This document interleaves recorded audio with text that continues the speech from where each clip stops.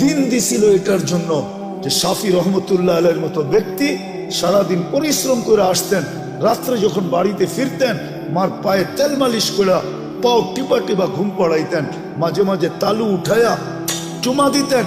মা জিজ্ঞাসা করতো কি করি সেটা? তোমার পায়ের তালুতে চুমা দেই না, আমি তো আমার জান্নাতে চুমা দেওয়ার স্বাদ নিতেছি। দিন দিছিলেন এটার জন্য। মুসা আলাইহিস সালাম জিজ্ঞাসা করছে আমার জান্নাতের বন্ধুকে, বলছে কসাই। তো বলতেছে আল্লাহ আমি যেমন জিগাই জবাব এরকমই দেন। আমি জিজ্ঞেসি জান্নাতের বন্ধু, আপনি ফট করে কয়ে দিলেন কসাই। কোথায় কসাই, কোথায় আমি? আল্লাহ বলে সিদ্ধান্ত এটা। বলছে ঠিক আছে অ্যাড্রেস দেন, যায় দেখি কি আমল করে।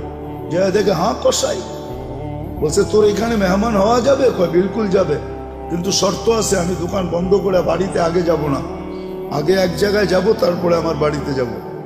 মুসা আলাইহিস সালাম বলে চল ভাই, যেমন বলবি তেমনই। তো কাজ করে দোকান বন্ধ করে যায় এক ঝুপড়িতে ঢুকছে। খুনখুনে বৃদ্ধা যায় রুটি তৈরি করছে, তরকারি তৈরি করছে। বৃদ্ধাকে বুকে উঠায়া বুকে পিঠ বুকে লাগায়া নেওলা বানায় বানায় খাওয়াইছে। সমস্ত খেদমত করে যখন পরিপাটি করে শোয়া দিছে, কাজে এই যে পাশে আমার ঘর, চলো আমার ঘরে, তুমি আমার ঘরে মেহমান থাকবে। বলছে বুঝলাম না এই বৃদ্ধা কে? আমার মা, সকালে সেবা করে যাই, বিকালে এসে আগে মার সেবা করি। বুঝলাম তো সেবা, কিন্তু মাকে যখন সেবা শেষ করার পরে শোয়া দিলা, মা জানি হাত উঠে কি বললো, কারে দূর পাগল মা, যখনই সেবা শেষ করি তখনই হাত উঠে বলে আল্লাহ আমার সন্তানকে মুসার জান্নাতের সঙ্গী বানায় দিও।